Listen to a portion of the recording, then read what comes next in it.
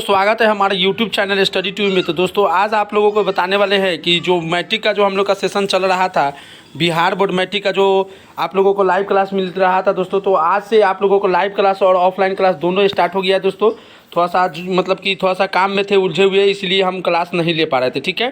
तो एकदम VVI question के साथ में आप लोगों को एकदम देखिए बिहार बोर्ड का जो भी VVI सब्जेक्टिव और ऑब्जेक्टिव क्वेश्चन है दोस्तों, आप लोगों को पूरा एकदम करा दिया जाएगा। और सामाजिक विज्ञान में दोस्तों 80 में 80 का गारंटी दोस्तों रहेगा कि अगर आप लोग अच्छे तरीके से क्लास रेगुलर कर रहे हैं तो आप लोग 80 में 80 का कर सकते हैं दोस्तों, आप लोग नंबर ला सकते हैं, ठीक है। तो यहाँ पर आप लोगों को जैसा कि देख रहे होंगे कि 10th क्लास का जो 400 प्लस मार्क लाने के लिए वीडियो को जरूर देखिएगा दोस्तों। और इतना इंपॉर्टेंट क्वेश्चन है, इतना आसान भाषा में आपको समझाएंगे कि आपको रटने का जरूरत नहीं होगा दोस्तों, सिर्फ आप समझ के ये पूरा क्वेश्चन को सॉल्व कर सकते हैं, ठीक है। तो यहाँ पर आप लोग देख सकते हैं कि कितना इंपॉर्टेंट सब्जेक्टिव और ऑब्जेक्टिव दोनों क्वेश्चन हम बताएंगे आप लोगों को। तो वीडियो तो लास्ट तक बने रहिए। चैनल को सब्सक्राइब नहीं किए तो चैनल को सब्सक्राइब और वीडियो को शेयर जितना ज़्यादा से ज़्यादा हो सके तो कर दीजिए। आप लोग लाइक तो ऐसा ही करिए देते हैं, ठीक है। चलिए तो आगे हम लोग देखते हैं, मैट्रिक का एकदम आसान भाषा में हम लोग समझेंगे, ठीक है। चलिए दोस्तों, तो यहाँ पर पहला क्वेश्चन आ चुका है और आप लोगों को फोटो के माध्यम से आप लोगों को कॉन्सेप्ट बनाने का कोशिश करेंगे, ठीक है। तो यहाँ पर क्वेश्चन आ रहा है, निम्नलिखित में कौन सी संस्था भारत के मुद्रा जारी करने के लिए अधिकृत है, ठीक है। अधिकृत मतलब है, ठीक है ना। तो यहाँ पर देखिए आप लोग बताते जितना भी पैसा होता है जो उस पर क्या लिखा रहता है, रिजर्व बैंक ऑफ इंडिया।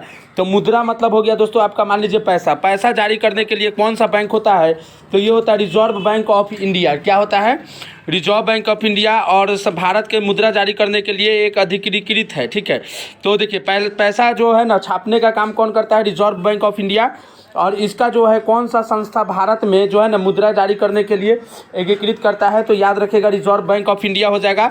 तो आप लोग देखे होइएगा ऐसे पैसा पर जो है ना आप लोग को बस दिमाग में रखते चलेंगे, हम याद करा लेंगे, आप खाली वीडियो को लास्ट तक देखिएगा, आप लोगों को याद हो जाएगा, ठीक है।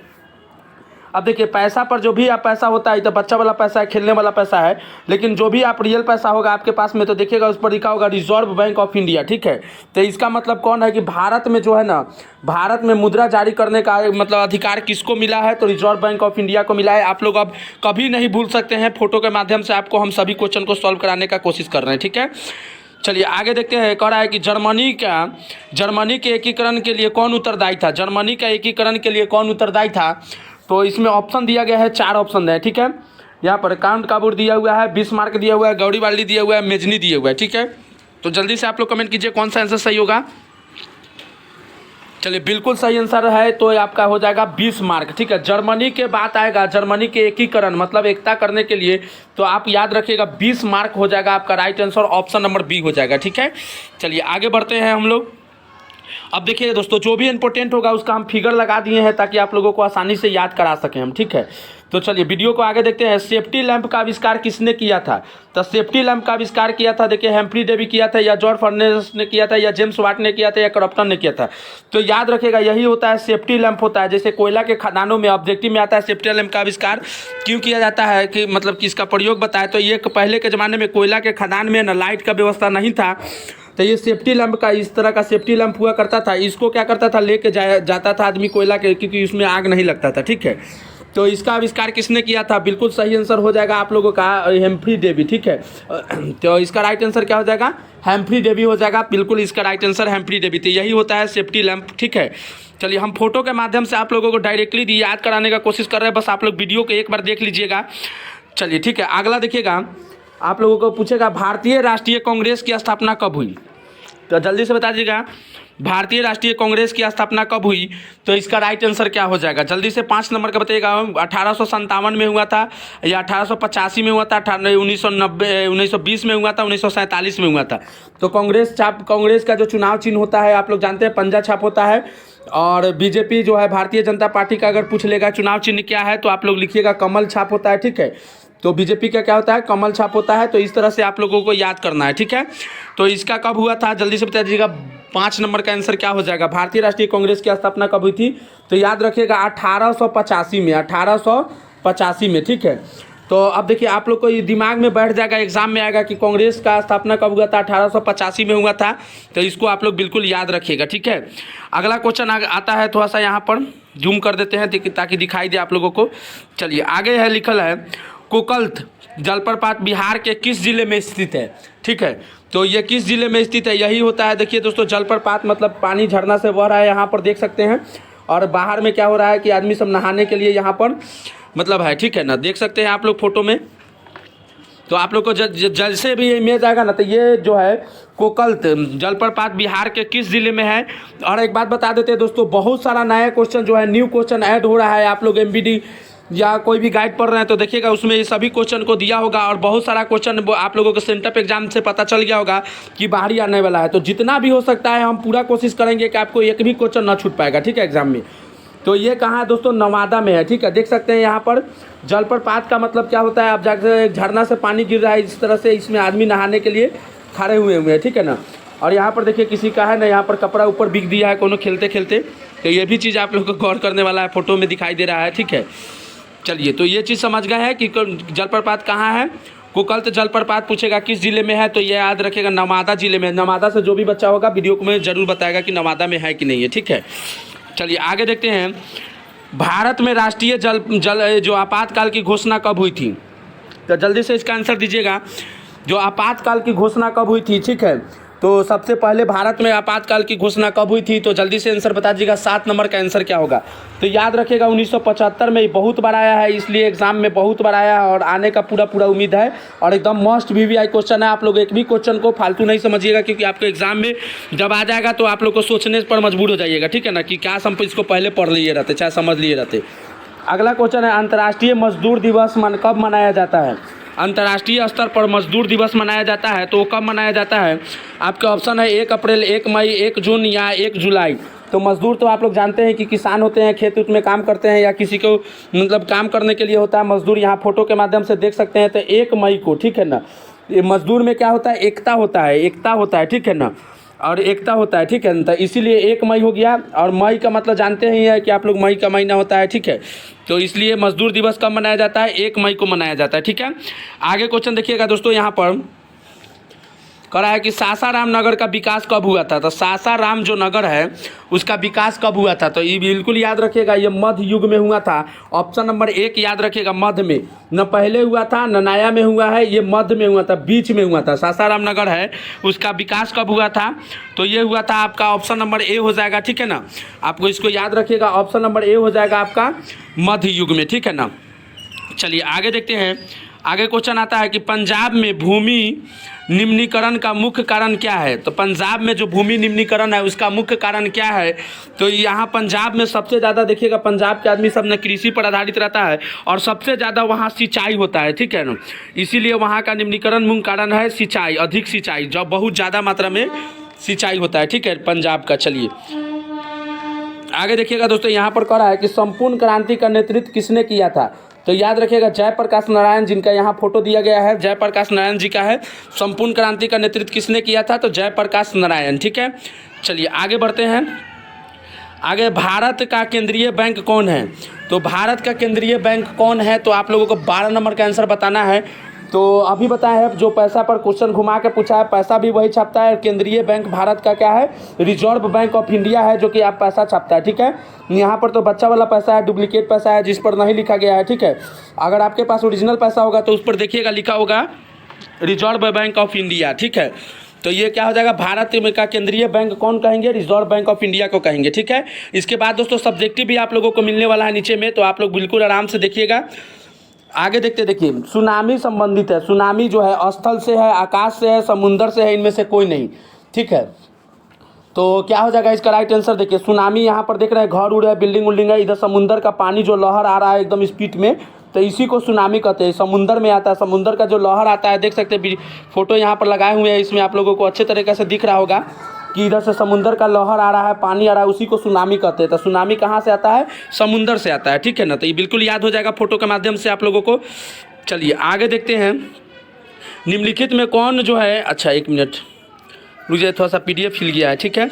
अगला क्वेश्चन आता है 14 नंबर से, निम्नलिखित में कौन खरीफ फसल है? बहुत इंपॉर्टेंट क्वेश्चन है। अगर आपके पास में एग्जाम का पेपर होगा तो आप लोग मिला सकते हैं, बहुत ज़्यादा, मतलब आप विश्वास करके 100% आप छोड़ दीजिए हम पर, आप लोग पूरा पढ़ाई पर फोकस कीजिए, ठीक है ना। तो कह रहा है निम्नलिखित में कौन खरीफ फसल है? गेहूँ है, या यहाँ पर तिलहन है, जौ है, धान है? तो खरीफ फसल कौन हो जाएगा, तो यहाँ पर हो जाएगा आपका धान। ठीक है, ये क्या हो जाएगा आपका धान हो जाएगा। यहाँ पर कुछ फोटो के माध्यम से आपको बताया जा रहा है खरीफ फसल को। ठीक है ना, तो आप लोग देख सकते हैं। चलिए आगे देखते हैं हम लोग, बिहार में प्रायः कौन सी मिट्टी पाई जाती है। तो देखिएगा यहाँ पर काला मिट्टी है, यहाँ पर लाल मिट्टी है। ठीक है ना, तो बिहार में है वो किस तरह का मिट्टी पाया जाता है, तो बिहार में सबसे ज़्यादा क्या होता है, बाढ़ होता है, तो जलोढ़ मिट्टी मिलता है। ठीक है ना, बिहार में सबसे ज़्यादा क्या होता है, बारिश के दिन में बाढ़ आता है, तो इसलिए इसका जलोढ़ मिट्टी हो जाएगा। ठीक है, काली मिट्टी देख सकते हैं आप लोग, काली मिट्टी इस तरह का होता है, और लाल मिट्टी इस तरह का होता है, काली मिट्टी इस तरह का होता है, जलोढ़ मिट्टी होता है जो पानी के स्तर पर होता है। ठीक है ना, तो बिहार में अधिकतर जो होता है जलोढ़ मिट्टी होता है, क्योंकि यहाँ बारिश और बाढ़ भी बहुत ज़्यादा मात्रा में आता है, तो इसलिए जलोढ़ मिट्टी होगा। जल से हो गया, देखिए बाढ़ में क्या आता है, जल आता है, तो जल से क्या हो गया, जलोढ़। बिहार में सबसे ज़्यादा बाढ़ आता है, इसलिए इससे आप लोग कोऑर्डिनेट करके याद कर सकते हैं। ठीक है, आगे देखिएगा, कन्हा राष्ट्रीय उद्यान कहाँ है। तो कन्हा राष्ट्रीय उद्यान जो है, जिसमें चिड़ियाघर को कहते हैं, जिसमें शेर उर बाघ उघ सब रहता है। ठीक है ना, तो कन्हा राष्ट्रीय उद्यान कहाँ है, तो याद रखिएगा मध्य प्रदेश में है, जो आपका हो जाएगा ऑप्शन नंबर सी करेक्ट। ठीक है, चलिए आगे बढ़ते हैं। आगे देखिएगा, कह रहा है विद्युत बिहार में ताप विद्युत केंद्र कहाँ है। तो जितने भी बच्चे हैं सभी बच्चे शेयर कर दीजिएगा अपने दोस्तों के पास में वीडियो को, ताकि सभी बच्चे को क्लास मिल पाएंगे। और लाइव क्लास के लिए आप लोग कमेंट जरूर कर दीजिएगा। ठीक है ना, तो बिहार में ताप विद्युत केंद्र कहाँ है, गया में, बरौनी में, समस्तीपुर, कटिहार। तो जल्दी से बताइएगा कहाँ है। चलिए, तो बरौनी वाले के लिए आ चुका है, तो यही है दोस्तों ताप विद्युतीय केंद्र, जहाँ से बिजली उत्पादन किया जाता है।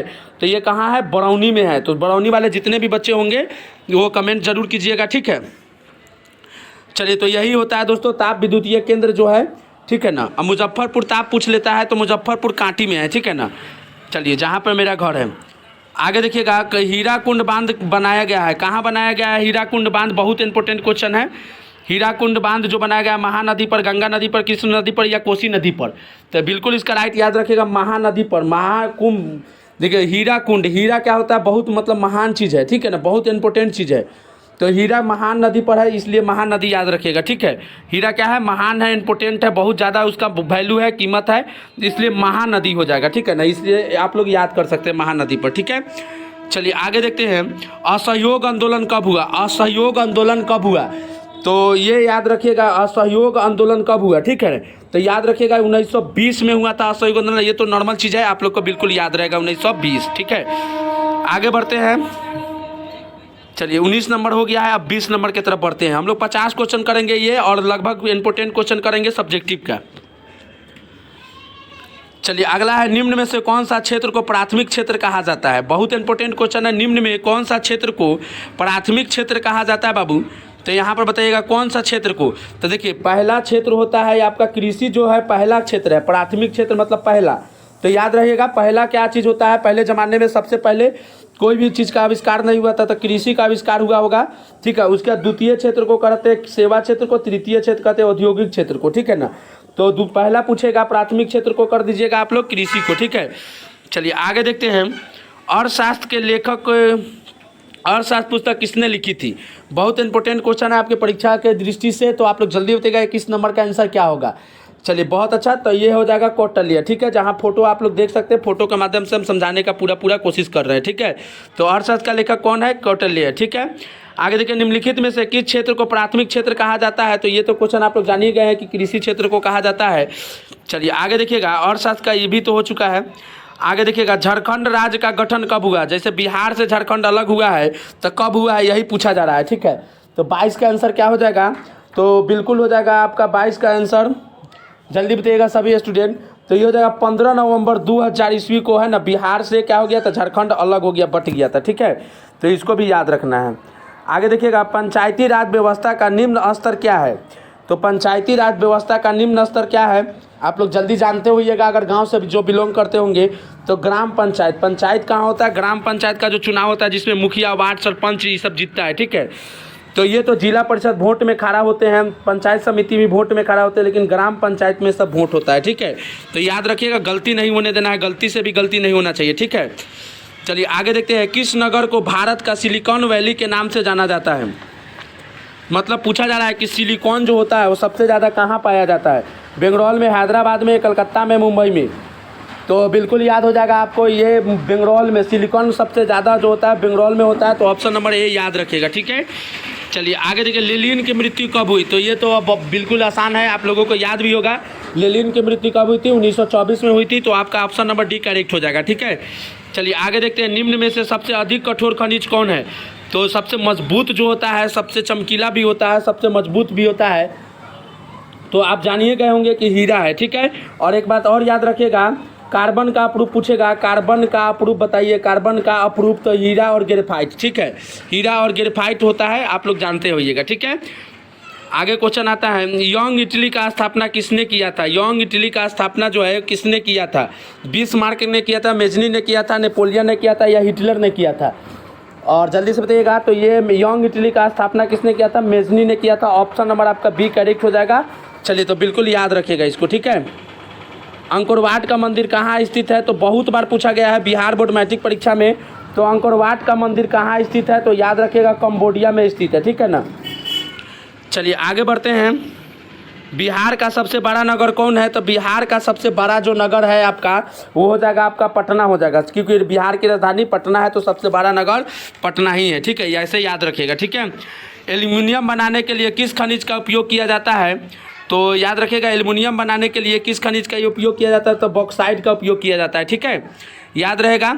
इसके बाद 50 क्वेश्चन करेंगे ऑब्जेक्टिव, उसके बाद सब्जेक्टिव करेंगे। वीडियो को लास्ट तक जरूर देखिएगा, शेयर लाइक जरूर करिएगा, चैनल को सब्सक्राइब। आगे देखिए, दल बदल कानून लागू होता है किस पर होता है? जल्दी से बता दीजिएगा, दल बदल कानून किस पर लागू होता है? तो ये संसदों और विधायकों पर लागू होता है, ठीक है। संसद और विधायक जो होता है, कानून बदल के जैसे किसी पार्टी में चल जाता है, किसी पार्टी को फिर छोड़ देता है, फिर किसी पार्टी को ज्वाइन कर लेता है, ठीक है ना।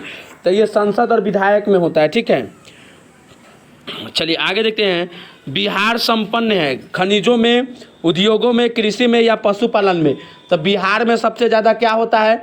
तो याद रखिएगा, बिहार सबसे ज़्यादा कृषि पर आधारित है, तो इसलिए कृषि हो जाएगा संपन्न है, ठीक है ना। चलिए आगे देखते हैं, फ्रैंकफर्ट की संधि पर हस्ताक्षर कब हुई थी? तो ये तो डेट है, तो आपको याद रखना है। फ्रैंकफर्ट की संधि कब हुई थी? तो ये हो जाएगा तो दोस्तों 1871 में हो जाएगा, ठीक है। चलिए आगे देखते हैं, स्वयं सेवक संघ की स्थापना कब हुई थी? चारों ऑप्शन दिखा देते हैं, जल्दी से बताइएगा कौन सी हुई थी। और आप लोग को टेस्ट के माध्यम से ये भी पता चलेगा कि आप लोग कितना को तैयारी हो चुका है, ठीक है ना। तो 54 का क्या हो जाएगा? जल्दी से बताइएगा। 34 नंबर का। तो राष्ट्रीय स्वयं सेवक संघ की स्थापना 1925 में हुई थी, तो याद रखिएगा 1925 में, ठीक है।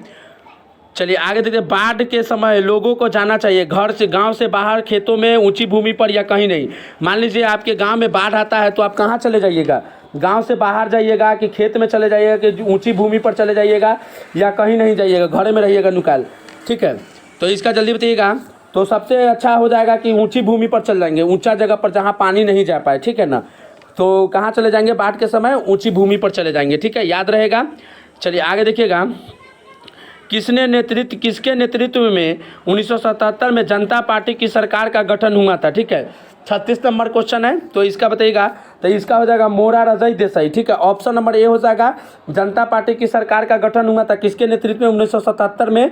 तो याद रखिएगा मोरारजई देसाई के, ठीक है ना। चलिए आगे बढ़ते हैं, रेलवे वर्कशॉप कहाँ स्थित है?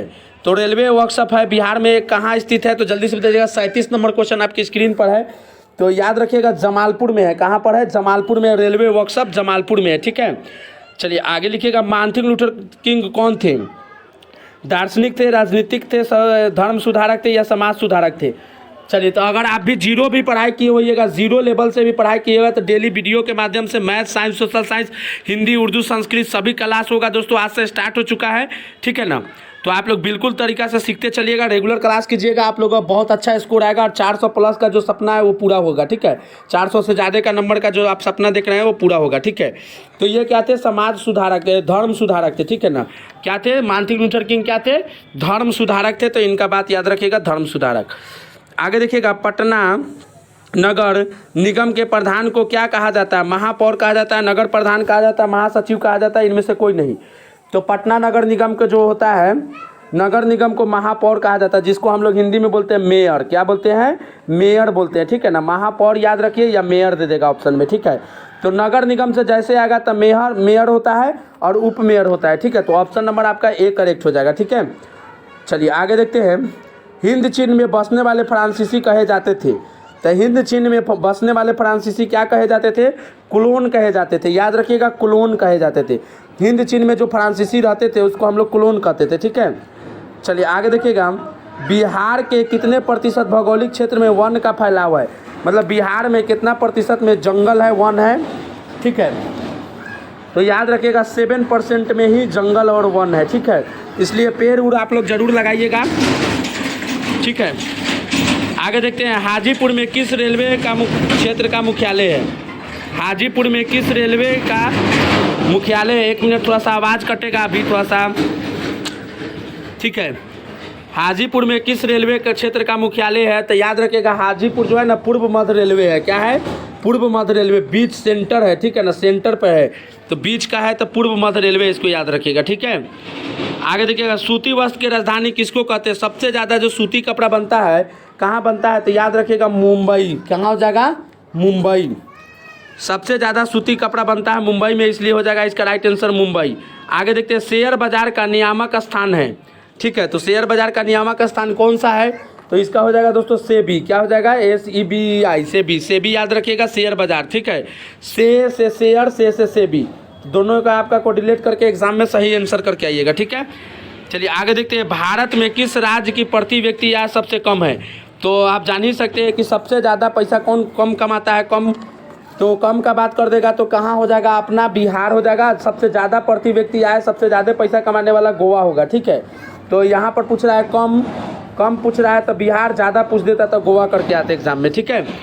आगे देखिएगा, लोकतंत्र का सर्वोत्तम गुण क्या है? चलिए, तो लोकतंत्र का सर्वोत्तम गुण क्या है आपको बताना है। थोड़ा सा आवाज़ दिक्कत करेगा, लेकिन क्वेश्चन पर आप लोग ध्यान दीजिएगा तो बिल्कुल हो जाएगा। नागरिकों के अधिगम में वृद्धि। तो ऑप्शन नंबर डी याद रखिएगा, लोकतंत्र का सबसे अच्छा ये है, नागरिकों के गरिमा में वृद्धि।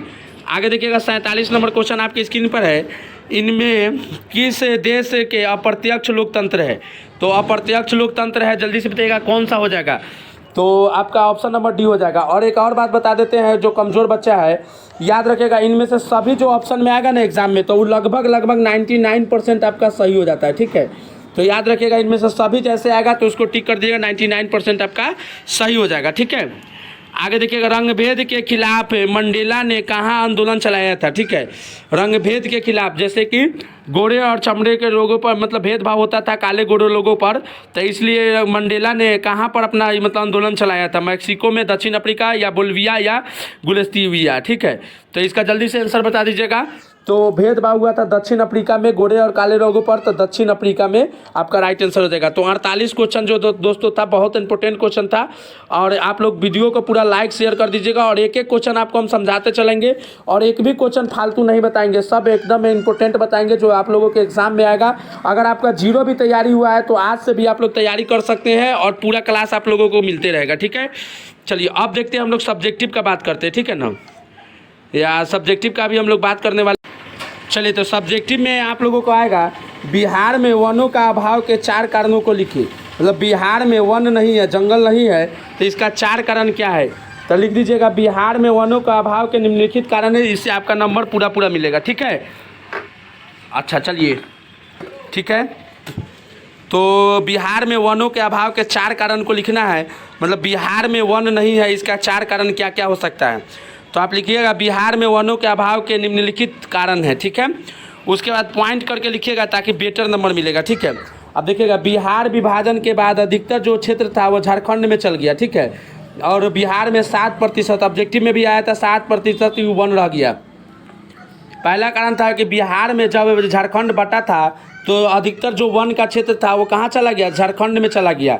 तो अब बिहार में कितना 7% ही जो वन का है, तो आप लोग भी पेड़ उड़ लगाइए ताकि वृद्धि होगा वन में, ठीक है।